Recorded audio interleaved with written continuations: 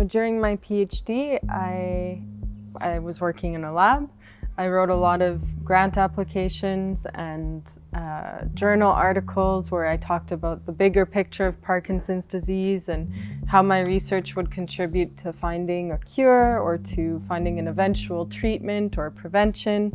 But I had very little contact with people living with Parkinson's. I didn't really get their perspective.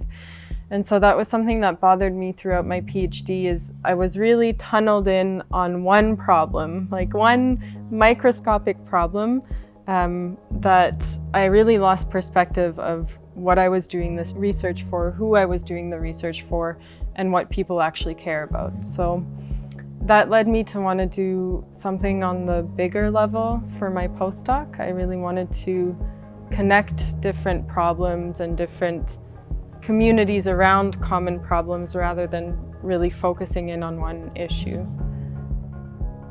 I look at a genetic form of Parkinson's disease, and I actually don't work with people at all. So I work primarily in mice and with tissue that comes from mice. We're pretty far removed from actually ever interacting with someone who has Parkinson's disease, which is part of the reason why I wanted to get involved with this project. We're kind of tinkering away in the back end, trying to understand what things are supposed to happen and why they're going wrong. Because, I mean, we only have like pieces of the puzzle in terms of the whole picture, which is why diseases like Parkinson's and Alzheimer's and dementia are things that we can symptom manage to a certain extent, but we don't have a cure, we don't have a preventative measure. So my research is more focused on trying to understand what's going wrong in the first place so that it can be targeted in order to prevent it from happening. So I had more of like the understanding of what's happening at a cellular level and within a cell, but that's quite a few steps away from what people go through.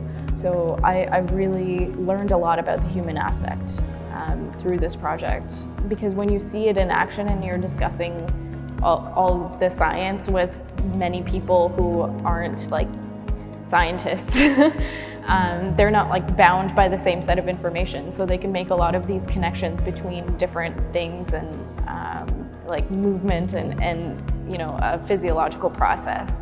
And to make those connections alongside them and to challenge myself to think in that way, that was also something that I think was unique to the project and came out of the project. La science, pour moi, contrairement à vous, les chercheurs, c'est très émotif en même temps. Puis c'est moi, comme étant pas scientifique, étant consommatrice de nouvelles scientifiques, mais à un niveau quand même modéré, parce que sinon tu es fou.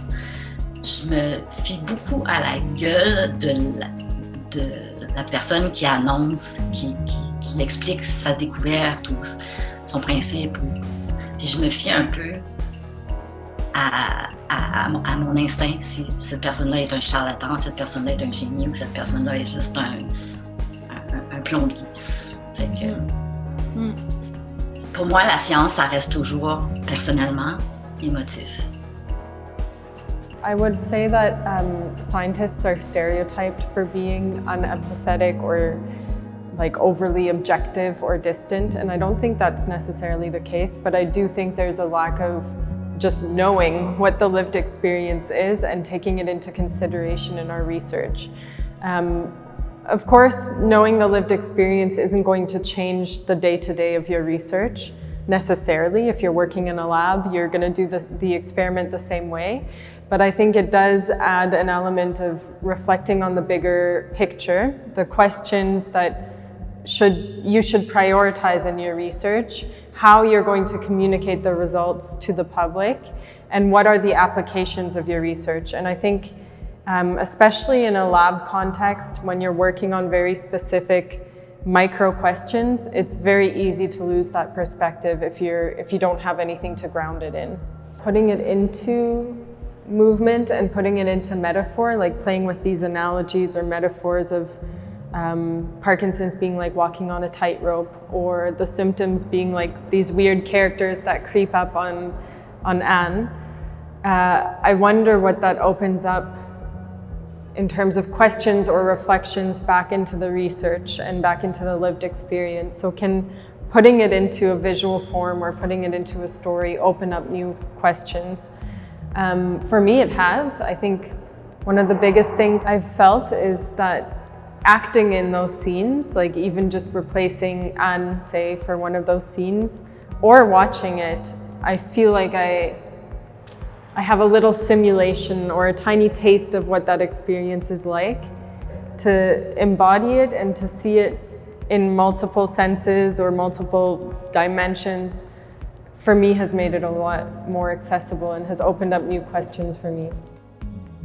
That people with, a scientific background not only value the arts, but are willing to commit to it, to fund it in this way, to recognize that it's a tool, that it's a very useful tool to use to communicate, and that telling stories is what we're doing all of the time, whether we're talking to our friends or sharing a diagnosis in a doctor's office. It's all stories, it's all shared experience, and to watch the value placed on the artistic contribution of that throughout this whole process, it gave me goosebumps. It was lovely to see. It was lovely to really see the scientific community embracing the artistic community like that.